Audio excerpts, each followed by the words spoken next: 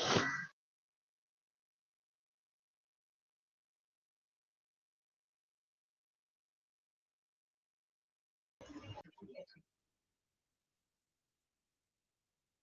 afternoon. Good afternoon. Good afternoon. Good afternoon, miss. Good afternoon, teacher. Good afternoon. എന്തായിട്ടോ ma'am? Teacher food കഴിക്കുമ്പോഴേക്കാണ്. Formulas കണ്ട് പല തുടങ്ങിയാ? എന്ത് പറ്റി? ഫോർമുല ഒക്കെ നോക്കിയായിരുന്ന 32 ഫോർമുല പഠിക്കാണ്ട് നമുക്ക്. എന്ത് പറ്റി? ഫോർമുല കണ്ട് തലകറക്കായ? പഠിക്കണ്ടേന്ന് ടോമിനോട്? അത് പറഞ്ഞോളാ. 1 തൊട്ടുള്ളൊന്നും ഇല്ലേ?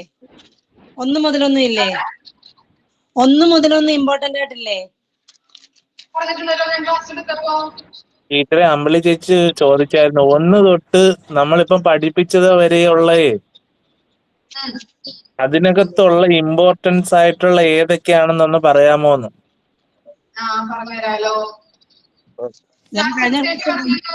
കുറച്ചും കൂടി ഉള്ളൂ നമുക്ക്. 2 പേജ് പഠിക്കാനുണ്ട് ഫോർമുല. ഇത് കഴിഞ്ഞിട്ട് പറഞ്ഞാൽ മതിയോ? ഫസ്റ്റ് തൊട്ട് മതി.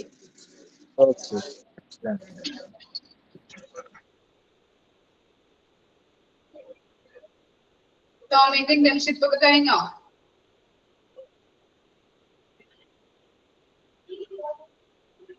ഇപ്പൊ നിർത്തി വെച്ചേക്കോ, എക്സാമിനേഷൻ അല്ലയോ?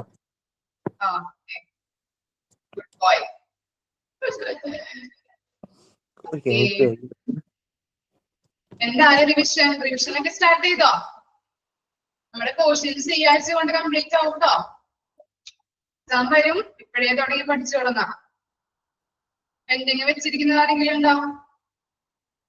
ഞാൻ പറഞ്ഞിട്ടുണ്ട് പോയിന്റ്സ് ഒക്കെ പഠിപ്പിക്കുന്ന കാര്യങ്ങള് അല്ലെങ്കിൽ ഫോർമുലാസ് അന്നാന്ന് പഠിക്കുന്ന കാര്യങ്ങള് അന്നാന്ന് തന്നെ പഠിക്കണം. ഓർമ്മയുണ്ടോ? ഞാൻ എപ്പോഴും പറയാറുള്ളതല്ലേ, ഫോർമുല കൃത്യമായിട്ട് പഠിക്കാം. മിസ് പറഞ്ഞു തരുന്ന ഇമ്പോർട്ടൻസ് സ്ട്രെസ് കൊടുത്ത് പഠിക്കണം. ഓക്കെ, സ്റ്റാർട്ട് ചെയ്യാം നമുക്ക്. Okay ma'am. Okay, 1 minute miss ഒന്ന് മ്യൂട്ട് ആക്കട്ടെ കേട്ടോ.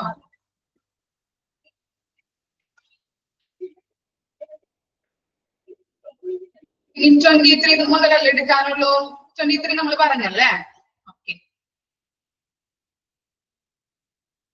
നെക്സ്റ്റ് ആണ് 24th കേട്ടോ. Time taken for discharge. The discharge process is considered to have initiated when the consultant formally approves discharge and ends with the patient leaving the clinical unit. എന്താ പറയുന്നത്? Time taken for discharge അല്ലേ? ഒരു doctor ഒരു രോഗിക്ക് ഫോർമലായിട്ട് ഔദ്യോഗികമായിട്ട് discharge കൊടുത്ത് ആ patient clinical യൂണിറ്റിൽ നിന്ന് ലീവ് ചെയ്ത് പോകുന്നത് വരെയുള്ള ടൈം ഗ്യാപ്പ് ഉണ്ടാവില്ലേ? ഒന്നും കൂടി പറയാം. ഒരു ഡോക്ടർ ഒരു രോഗിക്ക് ഫോർമലായി ഡിസ്ചാർജ് കൊടുത്ത് ആ പേഷ്യന്റ് ക്ലിനിക്കൽ യൂണിറ്റിൽ നിന്ന് ലീവ് ചെയ്ത് പോകുന്നത് വരെയുള്ള ടൈം ഗ്യാപ്പ്, അതിനെയാണ് നമ്മൾ ഡിസ്ചാർജ് പ്രോസസ് എന്ന് പറയുന്നത്. ഓക്കെ, ക്ലിയർ ആയോ? ഡിസ്ചാർജ് കൊടുക്കുന്നതിന്റെ ടൈം ആണ് ഇവിടെ നമ്മൾ കാൽക്കുലേറ്റ് ചെയ്യുന്നത്.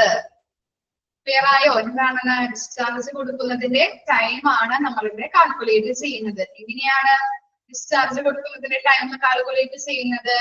ഒരു ഡോക്ടർ രോഗിക്ക് ഫോർമലായിട്ട് ഡിസ്ചാർജ് കൊടുത്ത് ആ പേഷ്യന്റ് എവിടെ നിന്ന്? ക്ലിനിക്കൽ യൂണിറ്റിൽ നിന്ന് ലീവ് ചെയ്ത് പോകുന്നതിന്റെ ടൈം ഗ്യാപ്പ്.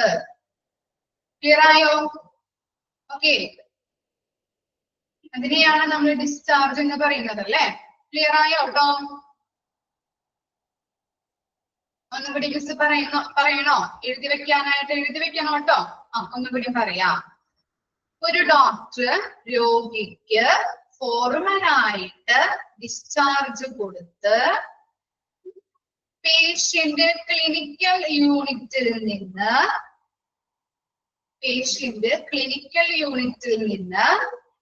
ലീവ്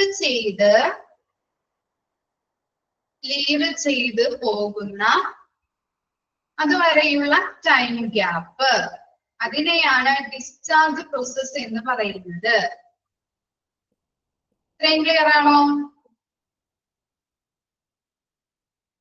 ഇനി നമ്മളിവിടെ കാൽക്കുലേറ്റ് ചെയ്യുന്നത് എന്താണ്? ഡിസ്ചാർജ് കൊടുക്കുന്നതിന്റെ ടൈം ആണ് നമ്മളിവിടെ കാൽക്കുലേറ്റ് ചെയ്യുന്നത്. ഓക്കെ, ഫോർമുല നോക്കിയേ. Sum of time taken for discharge divided by number of patients discharged. എന്താണ്? Sum of time taken for discharge, ഡിസ്ചാർജിന് വേണ്ടി എടുത്ത ടൈമിന്റെ ആകെ തുക, ഡിസ്ചാർജിന് വേണ്ടി എടുത്ത ടൈമിന്റെ ആകെ തുക divided by number of patients discharged.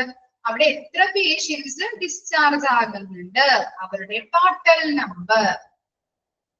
Clear ആയോ?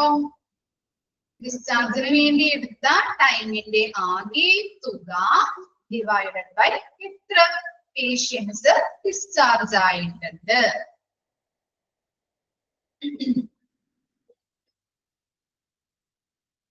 ഇമ്പോർട്ടന്റ് ആണ് കേട്ടോ. 24 ഒന്ന് മാർക്ക് ചെയ്ത് വെച്ചേ.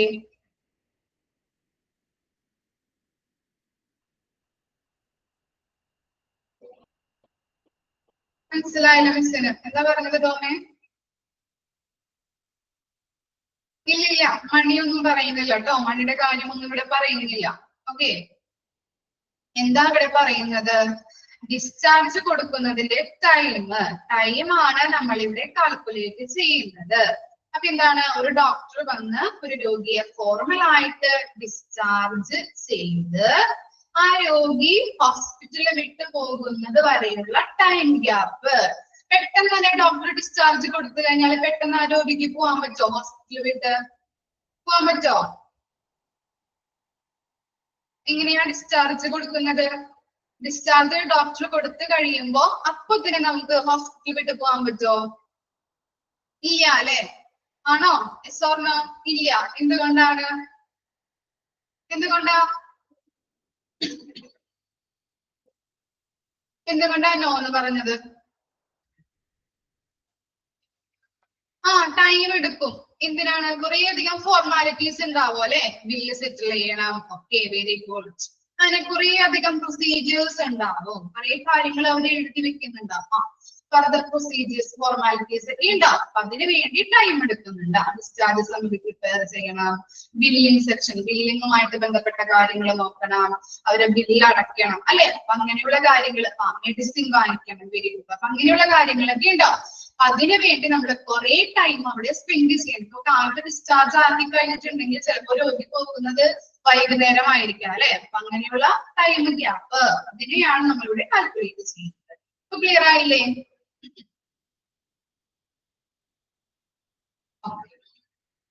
ഫോർമുല ഒന്നുകൂടി പറയണോ? അറിയാത്തവരെ എഴുതി വെക്കാട്ടോ. എന്താണ്? ഡിസ്ചാർജിന് വേണ്ടിയിട്ട് എത്ര ടൈം എടുത്തു, അതിന്റെ ആകെ തുക ഡിവൈഡഡ് ബൈ എത്ര പേര് അവിടെ ഡിസ്ചാർജ് ചെയ്തിട്ടുണ്ട് അല്ലെ? എത്ര പേഷ്യൻസിനെയാണ് അവിടെ ഡിസ്ചാർജ് ചെയ്തിരിക്കുന്നത്.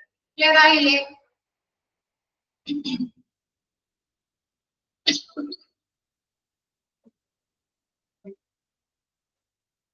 നെക്സ്റ്റ് ഫോർമുല പറയട്ടെ. 24th ഇമ്പോർട്ടന്റ് ആണ്, മാർക്ക് ചെയ്ത് വെക്കാം കേട്ടോ.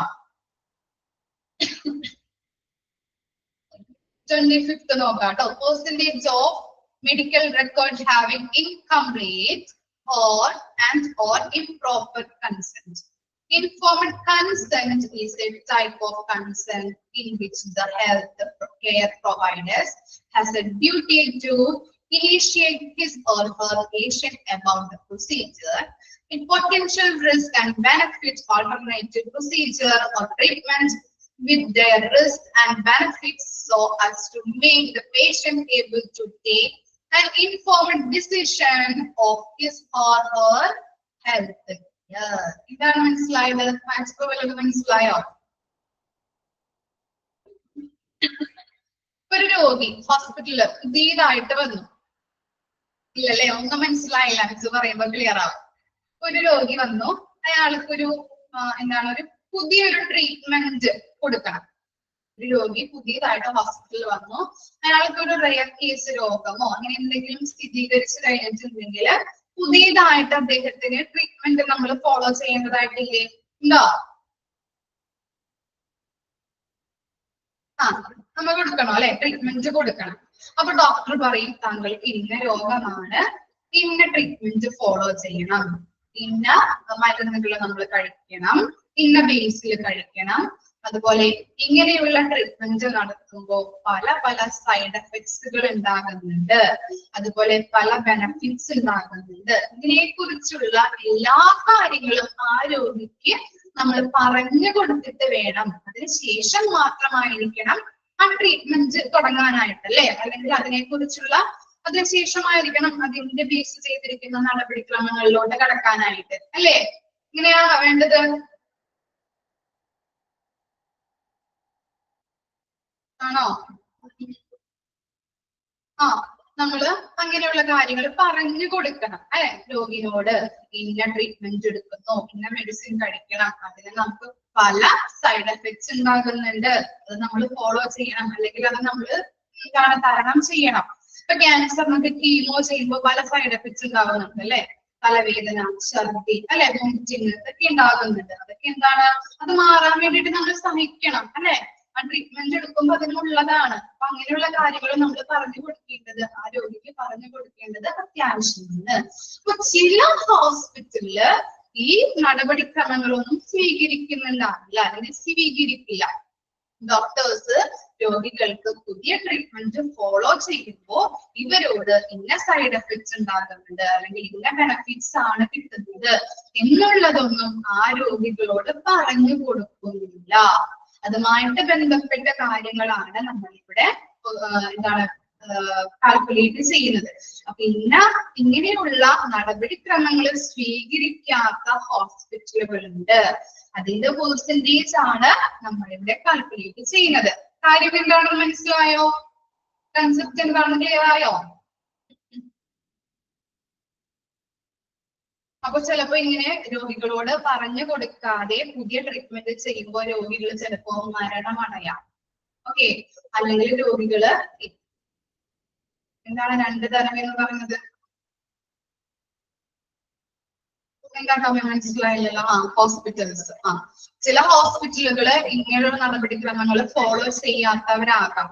ഇങ്ങനെയുള്ള സൈഡ് എഫക്ട്സ് ഉണ്ടാകുന്നുണ്ട്, അല്ലെങ്കിൽ ഇങ്ങനെയാണ് നമ്മൾ ഫോളോ ചെയ്തു പോകുന്നത് എന്നൊന്നും രോഗികളോട് പറഞ്ഞു കൊടുക്കുന്നില്ല.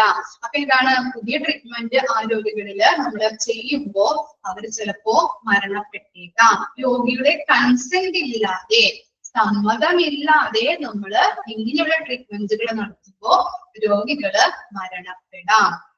അല്ലെങ്കിൽ രോഗികൾക്ക് ഇതിങ്ങനെയൊന്നും ഇവരോട് പറഞ്ഞിട്ടില്ല എന്ന് പറഞ്ഞുകൊണ്ട് ഹോസ്പിറ്റലിൽ നിന്ന് ട്രീറ്റ്മെന്റ് അത് സ്റ്റോപ്പ് ചെയ്തുകൊണ്ട് പോകാം.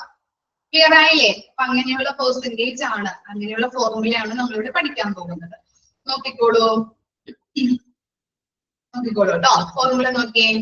Number of medical records having incomplete and or improper consent divided by, അവിടെയാണ് കേട്ടോ ഡിവൈഡഡ് ബൈ എന്നുള്ളത്. ഓക്കെ, ക്ലിയർ ആയില്ലേ ടോമേ? നോക്കാട്ടോ. Number of medical records having incomplete and or improper consent divided by number of discharge and death into 100. എന്താ പറയുന്നത്? number of medical records having incomplete or improper consent അല്ലെ? കൃത്യമല്ലാത്ത സമ്മതങ്ങൾ എത്രണ്ണമാണ് medical റെക്കോർഡ്സിൽ വന്നിരിക്കുന്നത്? Clear ആയോ? ഇതാണ് first ഫോർമുലയിൽ ഫസ്റ്റ് കിടക്കുന്നത്. കൃത്യമല്ലാത്ത സമ്മതങ്ങൾ എത്രണ്ണമാണ് വന്നിരിക്കുന്നത്? Medical റെക്കോർഡ്സുമായിട്ട് ബന്ധപ്പെട്ട് എത്രണ്ണമാണ് കൃത്യമല്ലാത്ത സമ്മതങ്ങൾ വന്നിരിക്കുന്നത്?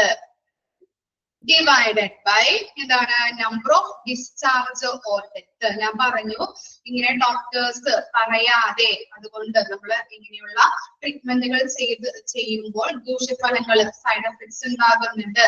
ഇങ്ങനെയൊന്നും ഡോക്ടേഴ്സ് പറയാതെ ചില രോഗികള് ട്രീറ്റ്മെന്റ് ചെയ്യുന്നതിലൂടെ മരണപ്പെടാം, അല്ലെങ്കിൽ ഡിസ്ചാർജ് വാങ്ങി ഫാമിലിയോ റിലേറ്റീവ്സോ ഇതറിഞ്ഞുകൊണ്ട് അവർ സ്വയം ഡിസ്ചാർജ് വാങ്ങി രോഗിയെ കൊണ്ട് പോവാം. ഓക്കെ, അതാണ് അവിടെ കൊടുത്തിരിക്കുന്നത് കേട്ടോ. Number of discharge and death. കൃത്യമായിട്ടുള്ള റിസ്ക് പറഞ്ഞ് ചെയ്യുന്നതിലൂടെ എന്താണ് ഡെത്ത് സംഭവിക്കാം. അവരോട് പറഞ്ഞു കൊടുക്കാതെ രോഗികൾക്ക് ഡെത്ത് വരാം, അല്ലെങ്കിൽ എന്താണ് കൃത്യമായ കാര്യങ്ങൾ പറഞ്ഞു തന്നിട്ടില്ല എന്ന് പറഞ്ഞുകൊണ്ട് അവർ ഡിസ്ചാർജ് വാങ്ങി പോവാം. ഓക്കെ, അത് എത്ര എണ്ണമാണ് അങ്ങനെ വന്നിരിക്കുന്നത്? അതിന്റെ ടോട്ടൽ നമ്പർ into 100. ഓക്കെ ആണോ ഫോർമുല? കൺസെപ്റ്റ് മനസ്സിലാക്കിയാ കിട്ടാൻ എളുപ്പമാണ് ഫോർമുല.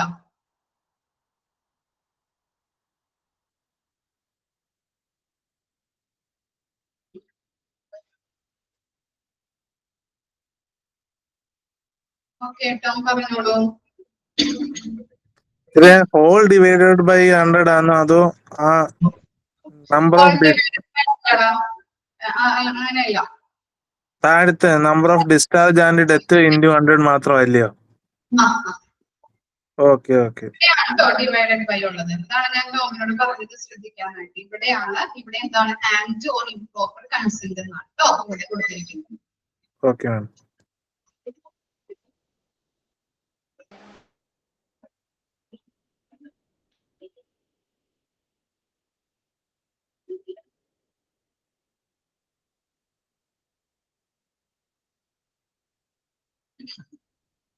നെക്സ്റ്റ് നോക്കാം. ഡൗട്ട് ഒന്നുമില്ലല്ലോ? 25 ക്ലിയർ ആണോ ഫോർമുല? 25. ഈ നെക്സ്റ്റ് ആണ് എന്ത്? Stock out rate of emergency medications. A stock out is an event which happens when an item listed as an emergency medications by the organization is not available upon the requirements date in the organization. എന്താണ് emergency medications അല്ലേ? നമ്മുടെ ഹോസ്പിറ്റലുമായിട്ട് ബന്ധപ്പെട്ട് emergency medication stock out ആയതിന്റെ rate ആണ് നമ്മളിവിടെ calculate ചെയ്യുന്നത് കേട്ടോ. അപ്പൊ ഹോസ്പിറ്റലില് കുറച്ച് എമർജൻസി മെഡിസിനുകൾ ഉണ്ടാവും, അതിന്റെ ലിസ്റ്റുകൾ ഉണ്ടാവും. ഹോസ്പിറ്റലുമായിട്ട് ബന്ധപ്പെട്ട് നമ്മൾ പറയുമ്പോൾ കുറച്ച് എമർജൻസി മെഡിസിന്റെ ലിസ്റ്റുകൾ ഉണ്ടാവും. ആ ലിസ്റ്റുകൾ എടുത്തു കഴിഞ്ഞാൽ നമുക്ക് എന്ത് കിട്ടും? എമർജൻസി മെഡിസിനുകള് ഇന്നതാണെന്ന് നമുക്ക് ഐഡന്റിഫൈ ചെയ്യാൻ പറ്റും അല്ലേ? അപ്പൊ അവിടെ നോക്കുമ്പോ എമർജൻസി മെഡിക്കേഷന്റെ ലിസ്റ്റില് ഒരു ആവശ്യമായി വന്നു കഴിഞ്ഞാല് അവിടെ ആ ലിസ്റ്റ് നോക്കുമ്പോൾ ചിലപ്പോ അത് അവൈലബിൾ ആയിരിക്കില്ല. ഓക്കെ, അവിടെ ഉണ്ടാവില്ല അത്. അതാണ് പറയുന്നത് എമർജൻസി മെഡിക്കേഷൻ സ്റ്റോക്ക് ഔട്ട് ആയി അവിടെ അവൈലബിൾ ആകാത്തതിന്റെ റേറ്റ്. ക്ലിയർ ആയോ? ഹോസ്പിറ്റലില് കുറച്ച് എമർജൻസി മെഡിക്കേഷന്റെ ലിസ്റ്റ് ഉണ്ടാവും. ആ ലിസ്റ്റ് നോക്കിക്കഴിഞ്ഞാൽ നമുക്ക് ഇന്നതാണ് എമർജൻസി മെഡിസിൻ ഉള്ളത് നമുക്ക് ഐഡന്റിഫൈ ചെയ്യാൻ പറ്റും. അപ്പൊ നമ്മൾ അതെടുത്ത് നോക്കിക്കഴിയുമ്പോൾ ചിലപ്പോ നമ്മൾക്ക് ആവശ്യമായിട്ടുള്ള മെഡിസിൻ അവിടെ അവൈലബിൾ ആയിരിക്കില്ല. അതാണ് പറയുന്നത് എമർജൻസി മെഡിക്കേഷൻ സ്റ്റോക്ക് ഔട്ട് ആയിരുന്നു. ഓക്കെ, അവിടെ അവൈലബിൾ ആകാത്തത് അതിന്റെ റേറ്റ് ആണ് നമ്മൾ കാൽക്കുലേറ്റ് ചെയ്യുന്നത്. ഫോർമുല നോക്കിയേ. Number of stock outs of emergency drugs divided by number of drugs listed as emergency drugs in hospital formulary. അവിടെ into ചെയ്യണം കേട്ടോ. അവിടെ into എന്നാക്കാം. ഫോർമുലറി കഴിഞ്ഞിട്ട് അവിടെ into കൊടുക്കുക. നിങ്ങളുടെ ടെക്സ്റ്റ് ബുക്കിലുണ്ടോ?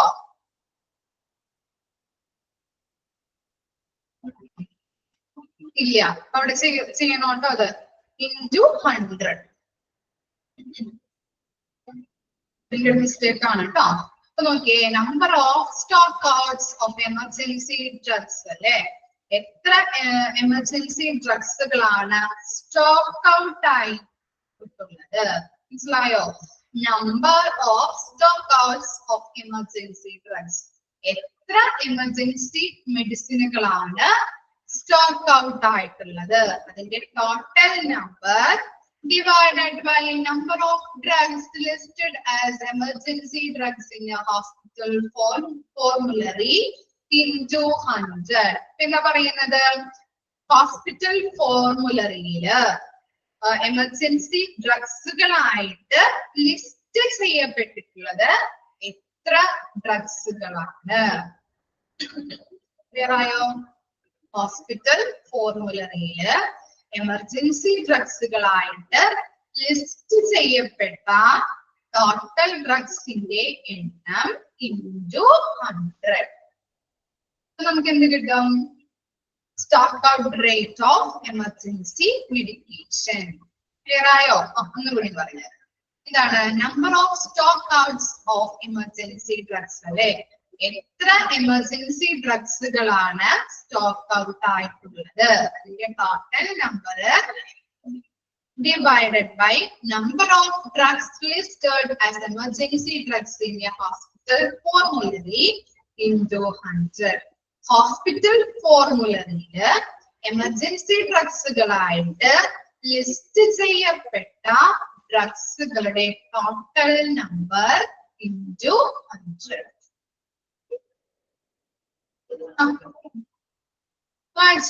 മൂന്നെണ്ണം നമ്മളിപ്പോ പറഞ്ഞ 24, 25, 26. വായിച്ചോക്കെ.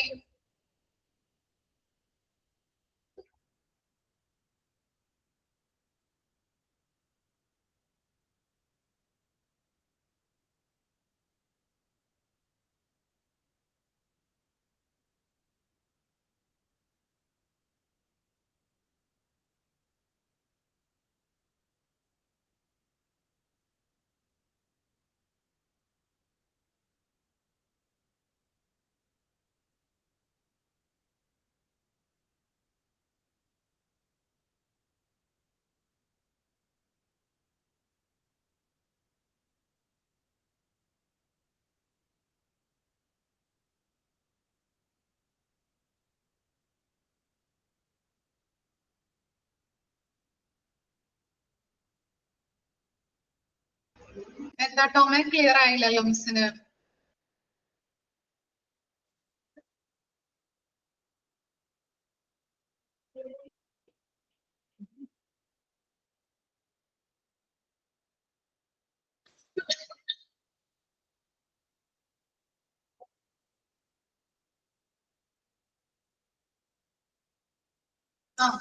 പറഞ്ഞോളൂ. ടീച്ചർ ഇത് നമ്മൾ നോക്കുന്ന ടൈമിലുള്ളത് മാത്രമായിരിക്കുമോ, അതോ ഹോൾ എപ്പോഴും ഇത് ഇങ്ങനെ നടന്നോണ്ടിരിക്കുന്ന പ്രൊസീജിയർ ആണോ?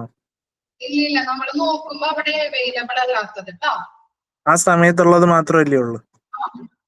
ടൈമിന്റെ കാര്യം പറഞ്ഞിട്ടില്ല. അതാണ് അത് ഞാൻ ഡൗട്ട് വന്നേ, ടൈമിന്റെ കാര്യം പറഞ്ഞിട്ടുണ്ട്. പറഞ്ഞിട്ടില്ല. Okay okay. 26 വരെ വായിച്ചു നോക്കിയായിരുന്നോ?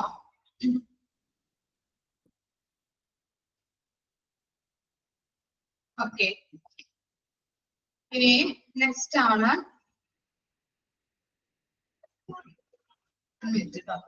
നെക്സ്റ്റ് 27 നോക്കിക്കോളൂ കേട്ടോ. Number of variations observed in mock drills. Mock drills കേട്ടിട്ടുണ്ടോ നിങ്ങള്? കണ്ടിട്ടുണ്ടോ മോക്ക് ഡ്രിൽസ്? കണ്ടിട്ടുണ്ട്, കുഴപ്പമില്ല. ഓക്കെ, നോക്കിക്കോളൂ. അതിന്റെ എക്സ്പ്ലനേഷൻ നോക്കിയേ. Mock drills is A simulation exercise of preparedness for any type of event. It could be an event or a disaster. This is basically a child run or preparedness drill. Example: fire mock drills, disaster drills, code blue drill. അതുപോലെ global pandemic preparedness drill. Example ആയിട്ട് പറയുന്നത് fire mock drill അല്ലേ. നിങ്ങളിപ്പോ സ്കൂളിലൊക്കെ പഠിച്ചിട്ടിരുന്ന കാലത്തൊക്കെ നമ്മളിപ്പോ NSSന്റെ programme ഒക്കെ ആയിട്ട് ബന്ധപ്പെട്ട് മോക്ക് ഡ്രിൽസ് ഒക്കെ അവര് അവിടെ കൊണ്ടുവരാറുണ്ട്. പോലീസുകാരൊക്കെ പണിക്കാറില്ലേ നമ്മളെ കൊണ്ടുവന്നിട്ട് ഓരോ കാര്യങ്ങളും. കോഡ് ബ്ലൂ എന്തുമായിട്ട് റിലേറ്റ് ചെയ്തതാണ്? കോഡ് ബ്ലൂ എന്താ ഓർമ്മയുണ്ടോ? കോഡ് ബ്ലൂ എന്തുമായിട്ട് റിലേറ്റ് ചെയ്തതാ? കോഡ് ബ്ലൂ അലേർട്ടിനെ കുറിച്ച് പഠിച്ചിട്ടില്ലേ നമ്മള്? ഹാർട്ട് ഡിസാസ്റ്റർ അല്ല, കാർഡിയാക് അറസ്റ്റുമായിട്ട് റിലേറ്റ് ചെയ്തതാണ് കോഡ് ബ്ലൂ. ഓക്കെ, അപ്പൊ ഈ മോക്ക് ഡ്രിൽസ് എന്ന് പറഞ്ഞാല് എന്താണ്? നമ്മള് മോക്ക് ഡ്രിൽസിൽ നിരീക്ഷിക്കുമ്പോൾ ഉണ്ടാകുന്ന വ്യത്യാസങ്ങളുടെ എണ്ണമാണ് നമ്മളിവിടെ കാൽക്കുലേറ്റ് ചെയ്യുന്നത് കേട്ടോ. അതുപോലെ ഫയർ മോക്ക് ഡ്രിൽ എന്ന് പറഞ്ഞാൽ ഇപ്പൊ ഗ്യാസ് ഒക്കെ പൊട്ടിത്തെറിച്ചിട്ട് തീപിടുത്തം ഉണ്ടാവില്ലേ? അതൊക്കെ എന്താണ് പോലീസുകാർ ഇങ്ങനെ കാണിച്ചു തരാറുണ്ട്, എങ്ങനെ അണയ്ക്കാൻ പറ്റും. അതുപോലെ ഡിസാസ്റ്റർ ദുരന്തങ്ങൾ ഉണ്ടാകുമ്പോൾ, അതുപോലെ തന്നെ കോഡ് ബ്ലൂ CPR കൊടുക്കുന്നതുമായിട്ട് ബന്ധപ്പെട്ട് ഡെമോ കാണിച്ച് തരാറില്ലേ സ്കൂളുകളില്? കണ്ടിട്ടുണ്ടോ നിങ്ങള്?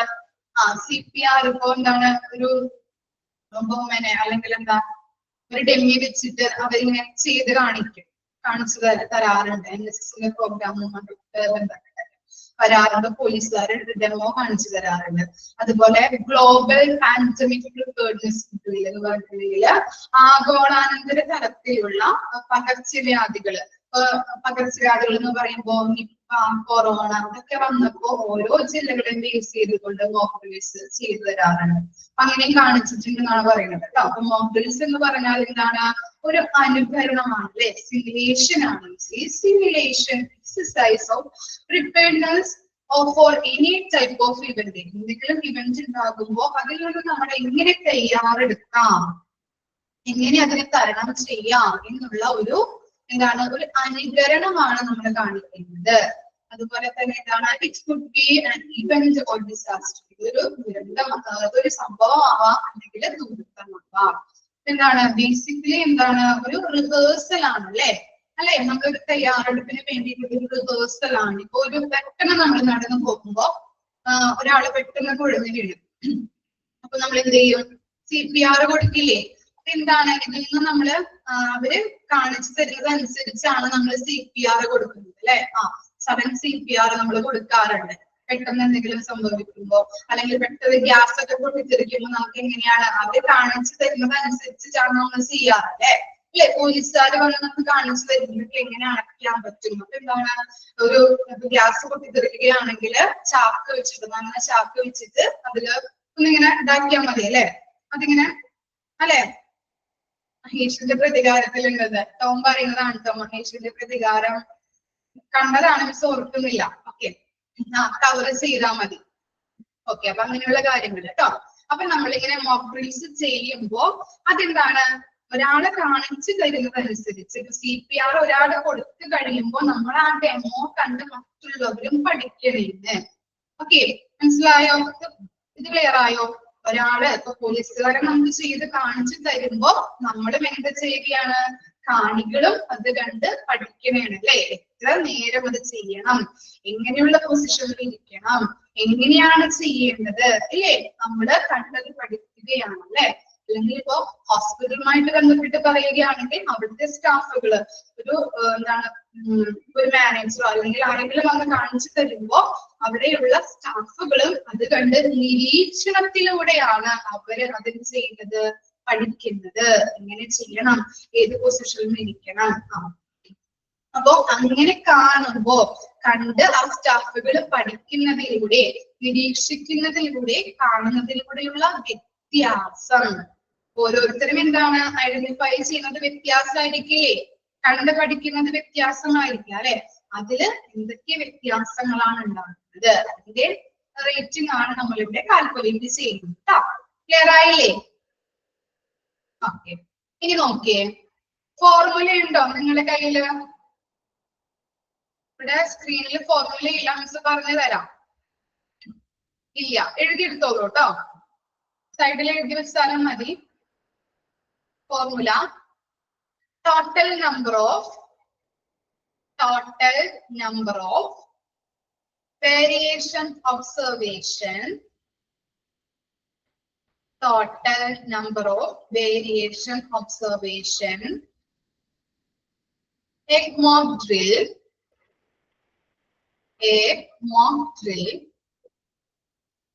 total number of variation observation, a mock drill, divided by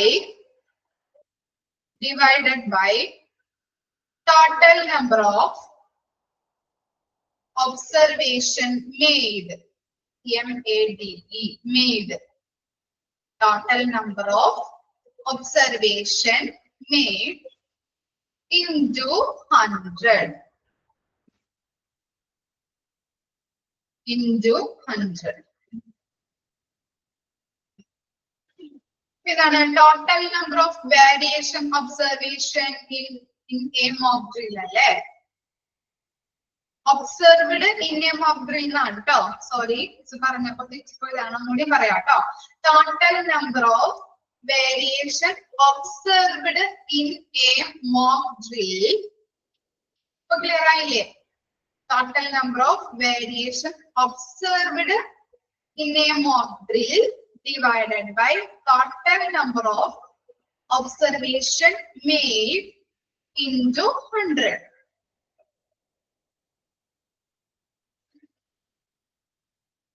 Clear ആയോ? എല്ലാവർക്കും കിട്ടിയോ ഫോർമുല? കിട്ടാത്തവരുണ്ടോ? ഇല്ല, ഒന്നുകൂടി പറയണോ മിസ്? ഒന്നുകൂടി പറയാം. Total number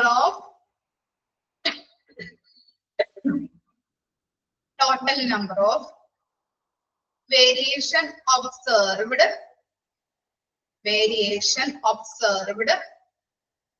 in a mock drill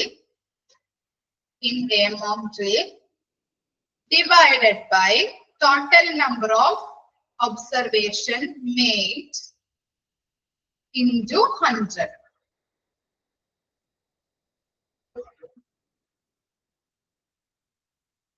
miss പറഞ്ഞില്ലേ എന്താണ്?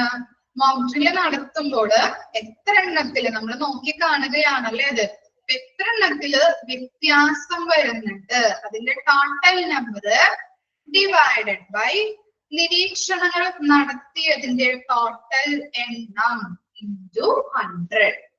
നമ്മൾ ഓരോന്ന് കണ്ടുപഠിക്കുമ്പോ അതിൽ എത്ര എണ്ണം നമ്മൾ കണ്ടുപഠിക്കുമ്പോ എത്ര എണ്ണത്തിന് വ്യത്യാസം വരുന്നുണ്ട് അതേ ഡിവൈഡഡ് ബൈ ടോട്ടൽ നിരീക്ഷണങ്ങള് നമ്മൾ കണ്ടതിന്റെ ടോട്ടൽ നിരീക്ഷണങ്ങളുടെ എണ്ണം ഇൻറ്റു 100.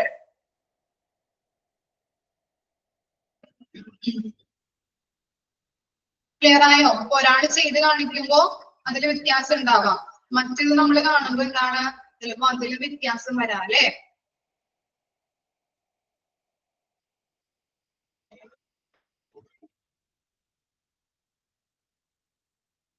മെയ്ഡ് വരെ ഉള്ളൂ കേട്ടോ. മെയ്ഡ് മോക്ക് ഡ്രിൽ നടത്തുമ്പോൾ അതിൽ എത്ര എണ്ണം വ്യത്യാസം വരുന്നുണ്ട് അതിന്റെ total number divided by total number of observation made.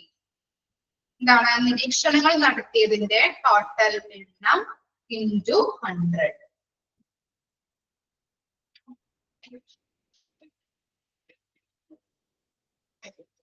Okay,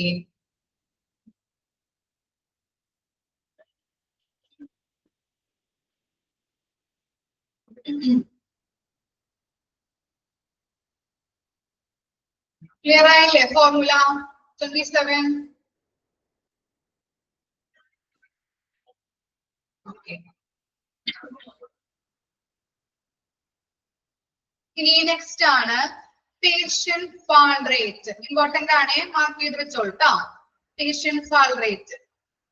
The fall is defined as a loss of upright position that result in landing on the floor, ground, or an object or furniture, or a sudden and controlled unintentional non-purposeful downward displacement of the body to the floor or ground, or hitting other object like a chair or stair. It is an event that ends in a person coming to rest unknowingly on the ground or floor or other lower level. Okay, എന്ത് ആണ് miss പറയുന്നത് ഇപ്പൊ എന്താണ് patient fall rate അല്ലെ? fall എന്ന് പറഞ്ഞാൽ എന്താ? fall വീഴുക അല്ലെ? patient fall വീഴുന്ന, അവര് എങ്ങനെയാണ് വീഴുന്നത്? ചിലപ്പോ എന്തെങ്കിലും എന്താണ് ഇപ്പോ ഫർണിച്ചർ തട്ടിയോ അല്ലെങ്കിൽ എന്തെങ്കിലും താഴെ വീട് കിടക്കുന്നത് ചവിട്ടുമ്പോ പെട്ടെന്ന് വീഴാം അല്ലെ? പെട്ടെന്ന് വീഴാം. അപ്പൊ അങ്ങനെയുള്ള റേറ്റ് ആണ് നമ്മളിവിടെ കാൽക്കുലേറ്റ് ചെയ്യുന്നത്. തിങ്ങി വീഴാം. ഓക്കെ, ഫർണിച്ചർ തട്ടിയോ അല്ലെങ്കിൽ എന്തെങ്കിലും കസേരയോ ചിലരൊക്കെ കിടക്കുന്നത് കണ്ടിട്ട് പെട്ടെന്ന് അവര് പോകുമ്പോ ഒക്കെ തട്ടി വീഴാം അല്ലെ?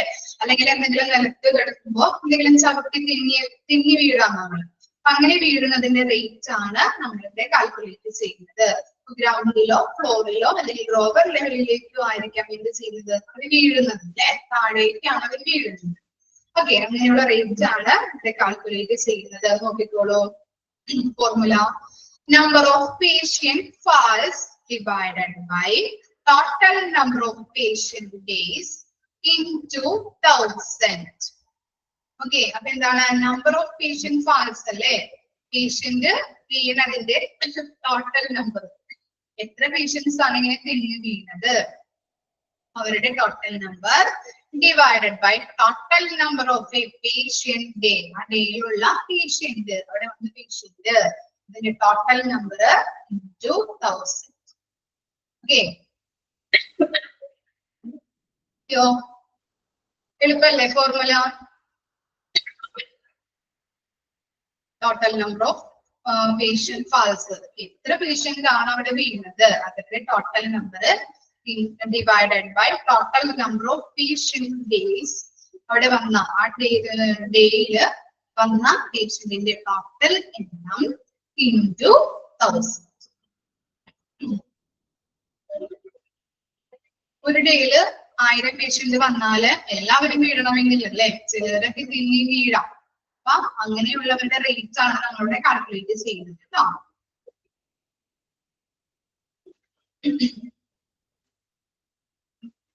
ഓക്കെ അല്ലേ ഡോമേ? ക്ലിയർ ആയില്ലേ? എളുപ്പല്ലേ ഫോർമുല പഠിക്കാനായിട്ട്? ഇമ്പോർട്ടന്റ് ആണ്, മാർക്ക് ചെയ്ത് വെക്കുക കേട്ടോ.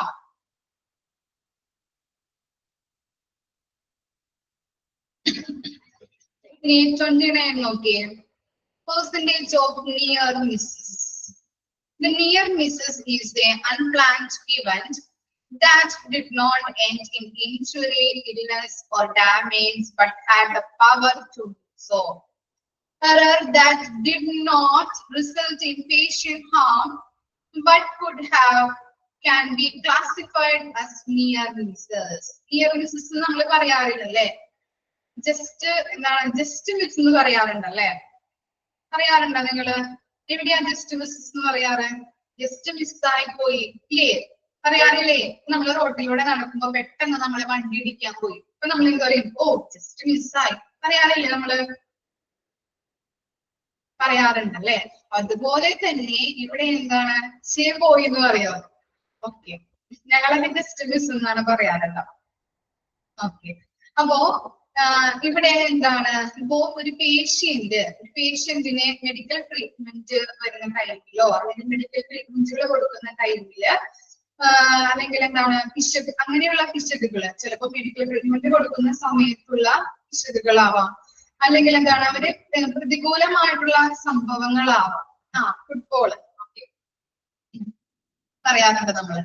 അപ്പൊ അങ്ങനെ ഇപ്പൊ നമ്മളൊരു ട്രീറ്റ്മെന്റ് കൊടുക്കുമ്പോ ചിലപ്പോ ഒരു സർജറി ടൈമില് എക്സാമ്പിൾ പറയണ കേട്ടോ, സർജറി ടൈമില് ഒരു പേഷ്യന്റിനെ ഓപ്പറേഷൻ തിയേറ്ററിലോട്ട് കൊണ്ടുവരുമ്പോ അയാളുടെ ആമിലാണ് സർജറി ചെയ്യേണ്ടത്. അപ്പൊ ഡോക്ടർ എന്ത് ചെയ്തു? പെട്ടെന്ന് മാറി അയാളുടെ ഇവിടെ കൈത്തണ്ടയിൽ സർജറി ചെയ്യാൻ പോയി. പെട്ടെന്ന് തന്നെ അനസ്തേഷ്യസ്റ്റ് അത് കണ്ട് പെട്ടെന്ന് തന്നെ ഡോക്ടറോട് ഇൻഫോം ചെയ്തു, ഇവിടെയല്ല ആമിലാണ്, ഇവിടെയാണ് സർജറി ചെയ്യേണ്ടതെന്ന് പറഞ്ഞു. അങ്ങനെ പെട്ടെന്ന് തന്നെ രോഗികൾക്ക് മെഡിക്കൽ ട്രീറ്റ്മെന്റോ എന്തെങ്കിലും സർജറിയുമായിട്ട് ബന്ധപ്പെട്ട് പെട്ടെന്ന് ചെയ്യുമ്പോൾ വരുന്ന പിശകുകൾ സംഭവിക്കാം ഇല്ലേ? പിശകുകൾ ഉണ്ടാവാറുണ്ട്, നമ്മൾ പഠിച്ചല്ലേ? ദിവസം സംഭവിക്കാറുണ്ട്. അപ്പൊ അങ്ങനെ അതിൽ നിന്നും രോഗിക്ക് എന്താണ് പറയാ, രോഗിക്ക് ഇഞ്ചുറീസോ അല്ലെങ്കിൽ ഇൽനെസ്സോ ഡാമേജോ സംഭവിക്കുന്നില്ല എന്താണ് പെട്ടെന്ന് അദ്ദേഹം കണ്ടുപിടിച്ച് അത് മാറ്റി അല്ലെ, ഡോക്ടറെ അതിൽ നിന്ന് പിന്തിരിപ്പിച്ച് ഇവിടെയാണ് സർജറി ചെയ്യേണ്ടതെന്ന് പറഞ്ഞില്ലേ. എങ്ങനെയാണ് അതിൽ നിന്നും രോഗികൾക്ക് എന്താണ് ചെറിയോ ഇല്ലസോ ഡാമേജോ ഉണ്ടാവുന്നില്ല. പക്ഷെ എന്താണ് അവിടെ ചെയ്ത് കഴിഞ്ഞിട്ടുണ്ടെങ്കിൽ, അല്ലെങ്കിൽ നമ്മളിപ്പോ വണ്ടി ഇടിക്കാൻ പോയി, വണ്ടി ഇടിച്ച് കഴിഞ്ഞിട്ടുണ്ടെങ്കിൽ എന്താണ് ചിലപ്പോ അത് അപകടത്തിലേക്ക് നയിക്കുക അല്ലെ, നമുക്ക് ഇഞ്ചുറിയോ ഇല്ലസോ ഡെത്തോ സംഭവിക്കാവുന്ന ഉണ്ട്. അപ്പൊ അങ്ങനെ ചെയ്യാം, അല്ലെങ്കിൽ അങ്ങനെ നിയർ മിസ്സസ് എന്ന് പറഞ്ഞാല് അങ്ങനെയുള്ള ഇഞ്ചുറിയോ അല്ലെങ്കിൽ ഇൽനെസ്സോ ഡാമേജോ ഉണ്ടാകാനായിട്ടുള്ള പവർ ഉണ്ട്. പക്ഷെ എന്താണ് രോഗികൾക്ക് അത് സംഭവിക്കുന്നില്ല, നിയർ മിസ്സായി പോയി. ക്ലിയർ ആയോ? ഇങ്ങനെയുള്ള പെർസെന്റേജ് ആണ് നമ്മളിവിടെ കാൽക്കുലേറ്റ് ചെയ്യുന്നത്. ക്ലിയർ ആയോ? എക്സാമ്പിൾ പറഞ്ഞത് ഇത് നോക്കിക്കോളൂ, അതിന്റെ ഫോർമുല നോക്കിയേ. നമ്പർ ഓഫ്, അവിടെ കോമ ഒന്നും ഇല്ല കേട്ടോ, number of number of near misses reported divided by number of incidents reported into കൊടുത്തേ into 100. ക്ലിയർ ആയില്ലേ? ആ നമ്പർ എന്നുള്ളത് ആ കോമ വെട്ടിക്കളയോട് കുത്താക്കാം, മതി കേട്ടോ. number of near misses reported divided by number of incidents reported into 100. തിരുത്തിയോ ഫോർമുല?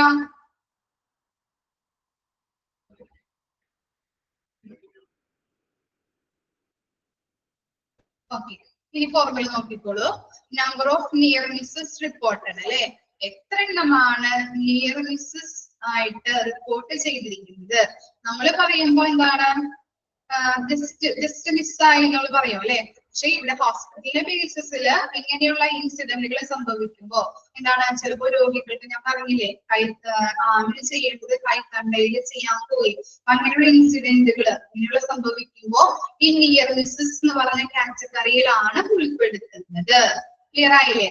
അപ്പോ ഈ നിയർ മിസ്സസ് റിപ്പോർട്ട് ചെയ്തിരിക്കുന്നതിന്റെ ടോട്ടൽ നമ്പർ, എത്ര എണ്ണം നിയർ മിസ്സസ് ആയിട്ട് റിപ്പോർട്ട് ചെയ്തിട്ടുണ്ട്, അതിന്റെ total number divided by number of incidents reported, അവിടെ റിപ്പോർട്ട് ചെയ്ത സംഭവങ്ങളുടെ ആകെ എണ്ണം into 100. എത്ര എണ്ണം സഡൻ ആയിട്ട് സംഭവിക്കുന്നത്, പെട്ടെന്ന് സംഭവിക്കുന്നതാണ് കേട്ടോ.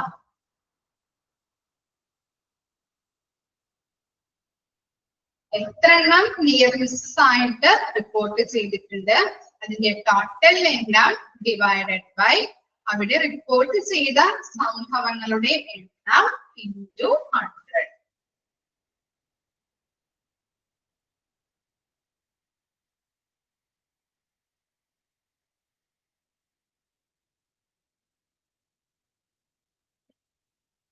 ഓക്കെ ആണോ ഫോർമുല? ഓക്കെ, ഇനി നെക്സ്റ്റ് 30 ട്ടാ. 30ാമത്തെ നോക്കിക്കോളൂ. Incidents of needle stick injury. Needle stick injury is a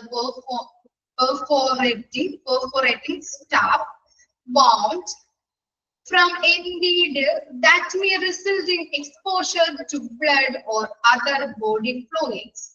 Needle stick injury are wounds caused by needles and accidentally puncture the skin. എന്താണ് needle stick injury എന്ന് പറഞ്ഞാൽ എന്താ? എന്തായിരിക്കും? പെട്ടെന്ന് നമ്മുടെ കയ്യിൽ സൂചി കുത്തി കയറിയാൽ, അല്ലെങ്കിൽ ഈ സൂചി കൊണ്ടു കഴിഞ്ഞാൽ എന്താ സംഭവിക്കാം? അല്ലെങ്കിൽ എന്തെങ്കിലും ഷാർപ്പ് ഒബ്ജക്റ്റുകൾ, അത് ഷാർപ്പ് ഒബ്ജക്റ്റ് എന്താവാം, കത്രിക, ബ്ലേഡ് അല്ലെ. എന്താ സംഭവിക്കാം? പെട്ടെന്ന് നമ്മൾ എന്തെങ്കിലും എടുക്കുമ്പോ ഹോസ്പിറ്റലുമായിട്ട് ബന്ധപ്പെട്ട് ഇഞ്ചുറീസ്, എന്ത് ഇഞ്ചുറി ഉണ്ടാവും? എന്താ വരാ? മുറിവിൽ നിന്ന് ബ്ലഡ് വരും അല്ലെ, ഇല്ലേ? ബ്ലഡ് വരുന്നുണ്ട്. ബ്ലഡ് വരാറുണ്ട്. എന്തെങ്കിലും സൂചിയോ അല്ലെങ്കിൽ ഷാർപ്പ് ഒബ്ജക്ട്സോ കുത്തുമ്പോഴ് നമ്മുടെ കൈകളിലോ എന്തെങ്കിലും സംഭവിക്കുമ്പോ ബ്ലഡ് വരാറുണ്ട്. അതിന്റെ needle stick injury, incidence of needle stick injury, needle stick injury ഉണ്ടായിട്ടുള്ളതിന്റെ റേറ്റ് ആണ് നമ്മളിവിടെ കാൽക്കുലേറ്റ് ചെയ്യുന്നത്. നോക്കിക്കോളൂ, മനസ്സിലായില്ലേ? കൺസെപ്റ്റ് എന്താണെന്ന് മനസ്സിലായില്ലേ? എന്തെങ്കിലും ഷാർപ്പ് ഒബ്ജക്ട്സോ അല്ലെങ്കിൽ നീഡിലോ നമ്മൾ ഇങ്ങനെ പെട്ടെന്ന് എന്തെങ്കിലും എടുക്കുമ്പോൾ സംഭവിക്കാം അല്ലെ. പെട്ടെന്ന് നമ്മളിപ്പോ അടുക്കളയിലായാലും കത്തിയൊക്കെ എടുക്കുമ്പോൾ എന്തെങ്കിലും മുറിവുണ്ടാവാം. അതുപോലെ തന്നെയാണ് ഹോസ്പിറ്റലുമായിട്ട് ബന്ധപ്പെട്ട് ഷാർപ്പ് ഒബ്ജക്ട്സ് ഒക്കെ എടുക്കുമ്പോൾ നമ്മുടെ കൈകളിലോ അല്ലെങ്കിൽ എന്തെങ്കിലും മുറിവുകൾ സംഭവിക്കാം. അപ്പൊ അങ്ങനെയുള്ള മുറിവുകൾ സംഭവിക്കുന്നതിന്റെ റേറ്റ് ആണ് നമ്മളിവിടെ കാൽക്കുലേറ്റ് ചെയ്യുന്നത്. ഓക്കെ, അപ്പൊ ലിംഗ്വിസ്റ്റിക് ഇഞ്ചുറി എന്ന് പറഞ്ഞിട്ടുണ്ടെങ്കിൽ എന്താണ്? ഷാർപ്പ് ഒബ്ജക്ട്സ് കൊണ്ടുണ്ടാകുന്ന ഇഞ്ചുറി ആണ് കേട്ടോ. ഷാർപ്പ് ഒബ്ജക്ട്സ് എടുക്കുമ്പോൾ സ്റ്റിച്ചിങ്ങിലൊക്കെ ഷാർപ്പ് ഒബ്ജക്ട്സ് കൊണ്ടുണ്ടാകുന്ന ഇഞ്ചുറീസിനെയാണ് നമ്മൾ ലിംഗ്വിസ്റ്റിക് ഇഞ്ചുറി എന്ന് പറയുന്നത്. അതിന്റെ ഫോർമുല നോക്കിയേ. Number of parenteral exposure. Parenteral exposure എന്ന് പറഞ്ഞാല് ഷാർപ്പ് ഒബ്ജക്ട്സ് കൊണ്ട് ഉണ്ടാകുന്ന ഇഞ്ചുറി. അതാണ് പാരൻഷ്യൽ എക്സ്പോഷർ എന്ന് പറയുന്നത് കേട്ടോ. Number of parenteral exposures divided by number of inpatients days into 1000. Parenteral exposure എത്ര എണ്ണം ഉണ്ടായിട്ടുണ്ട്? നമ്മൾ ഷാർപ്പ് ഒബ്ജക്ട്സ് എടുക്കുമ്പോ എത്ര എണ്ണം നമുക്ക് എങ്ങനെ എടുക്കുമ്പോ മുറിവുകൾ ഉണ്ടായിട്ടുണ്ട്? പാരൻഷ്യൽ എക്സ്പോഷർ എന്ന് പറഞ്ഞാല് ഷാർപ്പ് ഒബ്ജക്ട്സ് കൊണ്ട് ഉണ്ടാക്കുന്ന ഇഞ്ചുറി. ഇതാണ് പാരൻഷ്യൽ എക്സ്പോഷർ. അപ്പോ അങ്ങനെ ഷാർപ്പ് ഒബ്ജക്ട്സുകൾ നമ്മൾ എടുത്തപ്പോ എത്ര എണ്ണം നമുക്ക് ഇങ്ങനെ മുറിവുകൾ ഉണ്ടായി? അതിന്റെ total number divided by number of inpatients days അല്ലെ. അവിടെ കിടപ്പ് രോഗികൾ എത്ര എണ്ണമാണ് ഉണ്ടായിട്ടുള്ളത്? അതിന്റെ ടോട്ടൽ നമ്പർ. ഇൻപേഷ്യൻസ് എന്ന് പറഞ്ഞാൽ എന്താണ്? അഡ്മിറ്റ് ആകുന്ന രോഗികൾ അല്ലെ. അഡ്മിറ്റ് ആയിട്ട് ട്രീറ്റ്മെന്റ് കൊടുക്കുന്നത്. അപ്പൊ എത്ര രോഗികള് അവിടെ അഡ്മിറ്റ് ആക്കിയിട്ടുണ്ട്? അതിന്റെ ടോട്ടൽ നമ്പർ into 1000.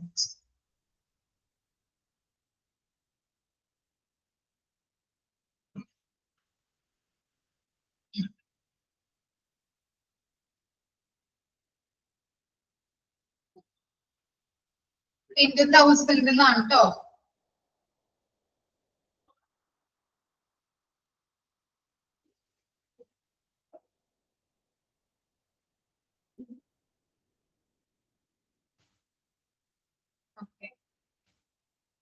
നിങ്ങളുടെ PDF-ലും ടെക്സ്റ്റ് ബുക്കിലും 1000 തന്നെയല്ലേ? വ്യത്യാസം വല്ലതുണ്ടോ?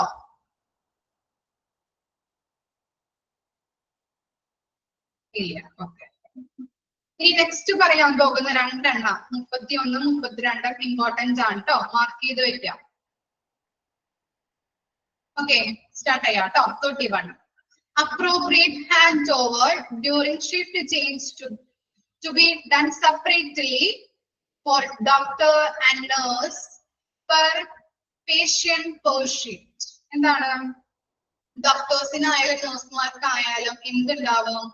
ഷിഫ്റ്റുകള് ചേഞ്ച് ആവാറുണ്ട് അല്ലേ? ഇല്ലേ? അല്ലെങ്കിൽ എന്താണ് 24 മണിക്കൂറും അവർ തന്നെ ഇരിക്കോ? ഇല്ല അല്ലെ. ഡേ ഷിഫ്റ്റ് ഉണ്ടാവാം, നൈറ്റ് ഷിഫ്റ്റ് ഉണ്ടാവാം അല്ലെ. ഡോക്ടേഴ്സിനായാലും നഴ്സുമാർക്കായാലും. അപ്പൊ അങ്ങനെ ഷിഫ്റ്റുകൾ ഉണ്ടാകുമ്പോ അവരുടെ ഡോക്യുമെന്റ്സുകള്, ഇന്ന രോഗികൾക്ക് എത്ര ട്രീറ്റ്മെന്റ് കൊടുത്തിട്ടുണ്ട് അല്ലെ, ഇങ്ങനെയുള്ള മെഡിസിനുകള് ഇനി കൊടുക്കേണ്ടത് എന്തൊക്കെയാണ് അല്ലെ, റെക്കോർഡ് ചെയ്ത് വെക്കണമെന്ന് പറഞ്ഞിട്ടില്ലേ നമ്മള് മെഡിക്കൽ റെക്കോർഡ്സിലൊക്കെ നമ്മൾ റെക്കോർഡ് ചെയ്ത് വെക്കണം. എന്തിനു വേണ്ടിയിട്ടാണ്?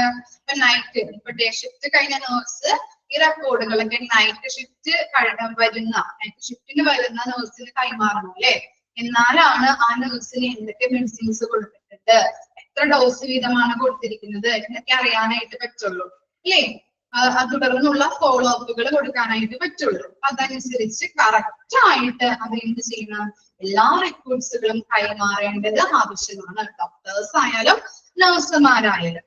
ഓക്കെ, അപ്പൊ കറക്റ്റ് ആയിട്ട് അത് ഫോളോ ചെയ്യുന്നത്, ഹാൻഡ് ഓവർ ചെയ്യുന്നവരുടെ റേറ്റ് ആണ് നമ്മൾ കാൽക്കുലേറ്റ് ചെയ്യുന്നത്. ക്ലിയർ ആയോ? സിമ്പിൾ അല്ലേ? ഓക്കെ, ഫോർമുല നോക്കിക്കോളൂ. Total number of hand overs done appropriately divided by total number of handover opportunities into 100. എന്താണ് ഓപ്പർച്യൂണിറ്റീസ് എന്ന് പറഞ്ഞാല്? ഓപ്പർച്യൂണിറ്റീസ് എന്താ? ഓപ്പർച്യൂണിറ്റീസ് അവസരങ്ങള്. അറിയാത്തവര് നോട്ട് ചെയ്ത് വെക്കാം കേട്ടോ. ഓപ്പർച്യൂണിറ്റീസ് എന്ന് പറഞ്ഞാല് അവസരങ്ങള്.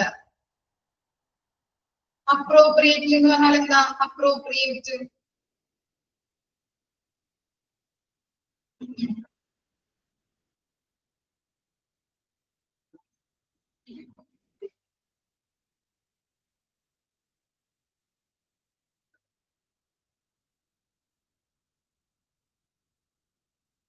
കണ്ടിന്യൂസ് ആയിട്ട് ഓക്കെ, അല്ലെങ്കിൽ എന്താണ് കറക്റ്റ് ആയിട്ട് ഉചിതമായിട്ടല്ലേ, അനുയോജ്യമായിട്ട്, ഉചിതമായ എന്നൊക്കെ പറയാം കേട്ടോ. ഓക്കെ, അപ്പൊ എന്താണ് total number of hand overs done appropriately. ഉചിതമായി എത്ര എണ്ണമാണ് ഹാൻഡ് ഓവർ ചെയ്തിരിക്കുന്നത്. ഞാൻ പറഞ്ഞ പോലെ എന്താണ് കറക്റ്റ് ആയിട്ട് ഡോക്ടറായാലും നഴ്സുമാരായാലും അവരുടെ എല്ലാ കാര്യങ്ങളും അടുത്ത നഴ്സിന് നമ്മൾ ഹാൻഡ് ഓവർ ചെയ്യേണ്ടതുണ്ട്. ഡോക്ടേഴ്സിന് ഡോക്ടേഴ്സ് തന്നെ, അതുപോലെ തന്നെ നഴ്സുമാർ തന്നെ ഹാൻഡ് ഓവർ ചെയ്ത് കൊടുക്കണം അല്ലെ. അപ്പൊ നല്ല രീതിയിൽ ഉചിതമായിട്ട് ഹാൻഡ് ഓവർ ചെയ്തിരിക്കുന്നത് എത്ര എണ്ണമാണ്, ഇതിന്റെ total number divided by total number of hand over opportunities, അവസരങ്ങൾ അല്ലെ, ഹാൻഡ് ഓവർ ചെയ്യാനായിട്ടുള്ള അവസരങ്ങളുടെ ആകെ എണ്ണം ഇൻറ്റു 100. ക്ലിയർ ആയോ? ഉചിതമായിട്ട് എത്ര എണ്ണമാണ് ഹാൻഡ് ഓവർ ചെയ്തിരിക്കുന്നത്, അതിന്റെ total number divided by hand over ചെയ്യുന്നതിനുള്ള അവസരങ്ങളുടെ ആകെ എണ്ണം ഇൻറ്റു 100.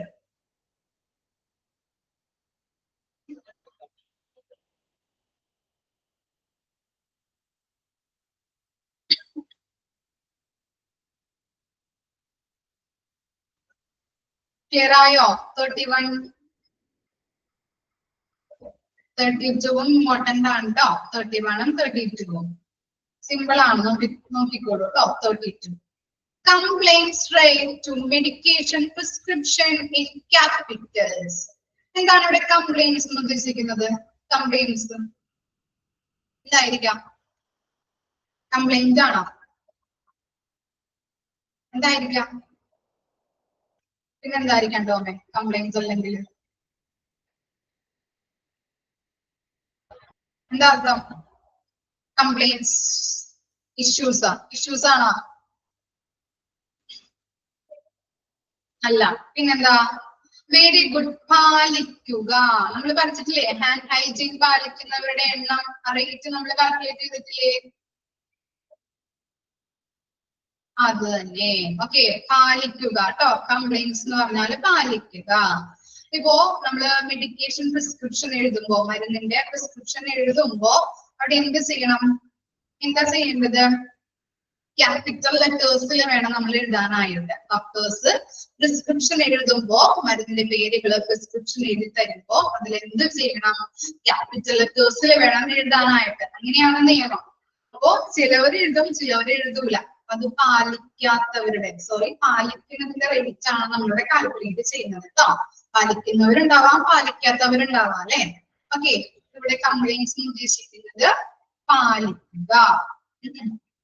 ഫോർമുല നോക്കിയേ. Total number of prescription in capital letters divided by total number of prescriptions into 100. Total number of prescription in capital letters അല്ലേ, എത്ര എണ്ണമാണ് ക്യാപിറ്റൽ ലെറ്റേഴ്സിൽ എഴുതിയിരിക്കുന്ന പ്രിസ്ക്രിപ്ഷനുകള്? ഡോക്ടർമാർ എഴുതിയിരിക്കുന്ന പ്രിസ്ക്രിപ്ഷനിൽ എത്ര എണ്ണം ക്യാപിറ്റൽ ലെറ്റേഴ്സിൽ എഴുതിയിട്ടുണ്ട്? അതിന്റെ ടോട്ടൽ നമ്പർ ഡിവൈഡഡ് ബൈ എത്ര പ്രിസ്ക്രിപ്ഷനുകളാണ്, അതിന്റെ ടോട്ടൽ എണ്ണം ഇൻറ്റു 100. മനസ്സിലായോ? പ്രിസ്ക്രിപ്ഷനുകൾ കുറേ ഉണ്ടാവും, അതിനകത്ത് ക്യാപിറ്റൽ ലെറ്റേഴ്സ് ചെയ്തിരിക്കുന്നതിന്റെ ടോട്ടൽ നമ്പർ ഡിവൈഡഡ് ബൈ എത്ര പ്രിസ്ക്രിപ്ഷൻ ആണ് അതിന്റെ അതേ ഇൻറ്റു 100. എന്താ ടോമേ സംശയം? സോ ചെയ്യാം. മെഡിക്കൽ കോഡിംഗ് വരില്ലേന്നോ? അത് മിസ്സിന് അറിയില്ല കേട്ടോ മോനെ. പ്രിസ്ക്രിപ്ഷൻ, ഡോക്ടർ പ്രിസ്ക്രിപ്ഷൻ എഴുതുമ്പോ ക്യാപിറ്റൽ ലെറ്റേഴ്സിൽ എഴുതേണ്ടത് അത്യാവശ്യമാണ്, നിയമമാണ്. അത് പാലിക്കാത്തവരുടെ അല്ലെങ്കിൽ പാലിക്കാത്തവരുടെ റേറ്റ്സ് ആണ് നമ്മളിവിടെ കാൽക്കുലേറ്റ് ചെയ്യുന്നത് കേട്ടോ. ചിലവര് പാലിക്കാം, ചിലവര് പാലിക്കില്ല. ചിലവര് എഴുതുമ്പോ ക്യാപിറ്റൽ ലെറ്റേഴ്സിൽ എഴുതും, ചിലവര് ചിലപ്പോൾ സ്മോൾ ലെറ്റേഴ്സിലും ക്യാപിറ്റൽ ലെറ്റേഴ്സിലും എല്ലാം കൂടി എഴുതാറുണ്ട്. ഓക്കെ, ഡോക്ടേഴ്സ്മാരുടെ പ്രിസ്ക്രിപ്ഷൻ കണ്ടു കഴിഞ്ഞാൽ നമുക്ക് മനസ്സിലാവില്ല അല്ലെ, ക്ലിയർ ആവില്ല. ചിലവരൊന്നും വായിക്കാൻ പറ്റില്ല, നമുക്ക് ബുദ്ധിമുട്ടായിരിക്കും.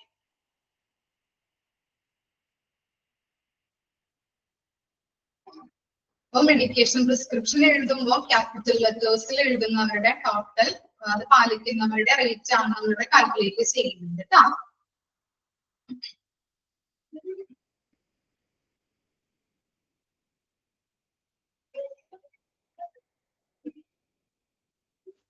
അങ്ങനെ സ്മോൾ ലെറ്റേഴ്സിലൊക്കെ എഴുതും.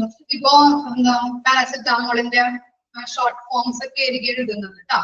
അപ്പൊ അവര് ക്യാപിറ്റൽ ലെറ്റേഴ്സിലൊക്കെ ആയിരിക്കും എഴുതുന്നത്. പാരസെറ്റാമോളിന്റെ ഷോർട്ട് ഫോം എന്താ? അധികം മനസ്സിലാക്കിയിട്ടോ? ഓർമ്മയില്ല? Very good. ഈസി. ഒരാളെങ്കിലും പറഞ്ഞല്ലോ, സന്തോഷം. ടോമിനറിയോ? തന്നെ എഴുതുന്ന ഡോക്ടേഴ്സ് ഉണ്ട്.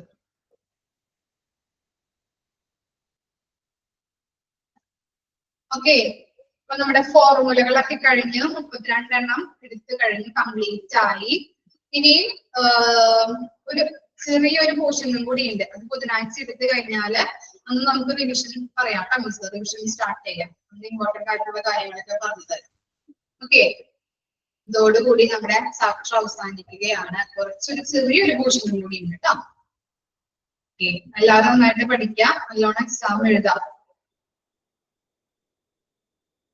ഓക്കെ, എല്ലാവർക്കും 100% മാർക്ക് വേണം. ആയിരിക്കോ? ടോം പ്രോമിസ് തരോ?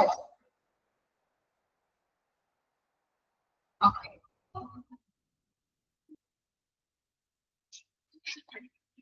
ടോം പറഞ്ഞില്ലല്ലോ. ഷുവർ. ഓക്കെ, സ്റ്റേജിൽ കയറിയിട്ട് നമുക്ക് ഗിഫ്റ്റ് ഇതൊക്കെ വാങ്ങിക്കേണ്ടി ഉണ്ടാവും. മൊമെന്റൊക്കെ ടോമിനെ മിസ് നോക്കും കോൺവെക്കേഷൻ ടൈമില്. ഓക്കെ ഓക്കെ, നമുക്ക് ഒന്നും കൂടി പറയാം. ഫസ്റ്റ് തുടങ്ങി എടുത്തേ നിങ്ങള് ഫോർമുലാസ് ഒന്നും കൂടി പറഞ്ഞു തരാം കേട്ടോ മിസ്. എന്ത് ചോദിച്ചു? കോൺവെക്കേഷൻ എന്താണെന്നാണോ?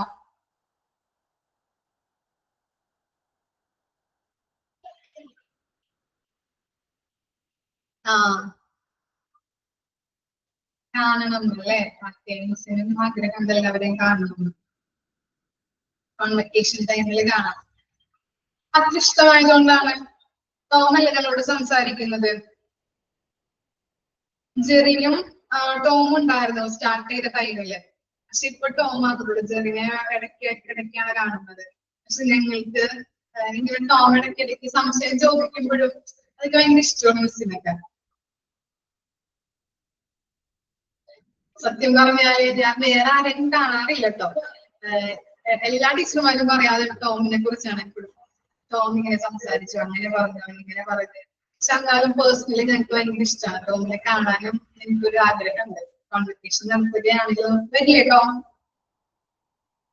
വരുമോ കോൺവെക്കേഷന്? അന്ന് നമുക്ക് നിങ്ങൾ കാണാം. ഓക്കെ ഓക്കെ, നമുക്ക് ആദ്യം മുതൽ ഒന്ന് പറയാം കേട്ടോ മിസ്. ഇമ്പോർട്ടന്റ് ആയിട്ടുള്ള ഫോർമുലാസ്. ഫസ്റ്റ് വൺ കേട്ടോ, the time taken for initial assessment. First one, the time taken for initial assessment. The fourth one, medication errors rate. Medication errors rate.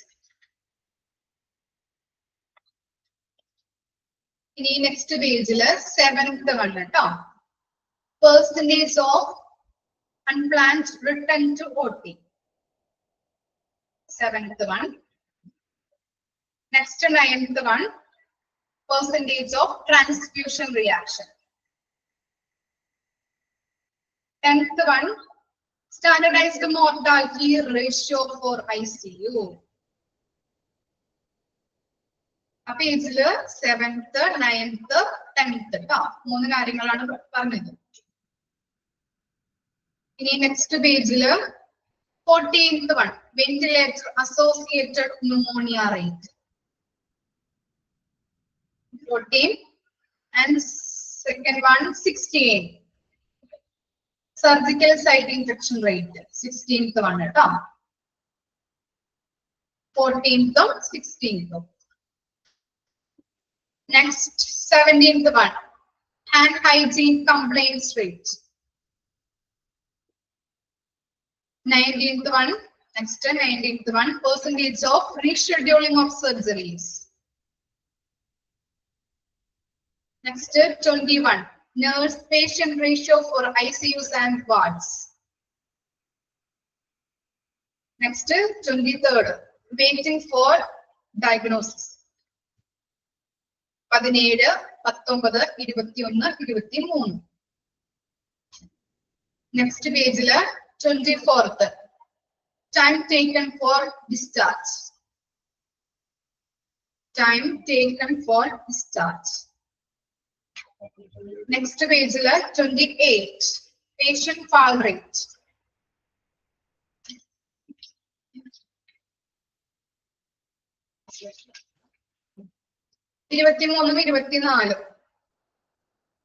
Next page 28, 31, 32. Patient fall rate. 31, appropriate handover during shift change to be done separately for doctors and nurses. At the top. 31, 32. Complaints rate for rate to medication prescription with capitals. ഇത്രയും നന്നായിട്ട് പഠിക്കണം. ഈ formula miss പറഞ്ഞു തന്നത് എന്തായാലും കൃത്യമായിട്ട് പഠിച്ചിരിക്കണം. എക്സാമിന് ക്വസ്റ്റ്യൻ വരും, ഉറപ്പാണ്. ഓക്കെ,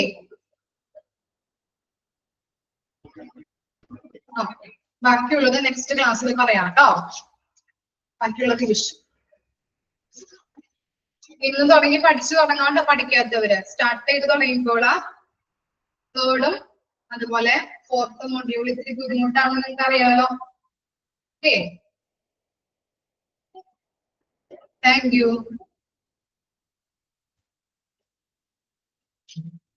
ഈ ഫോർമുലാസിൽ ഡൗട്ട് ഒന്നും ഇല്ലല്ലോ, ക്ലിയർ അല്ലേ? 32 ഫോർമുലയും.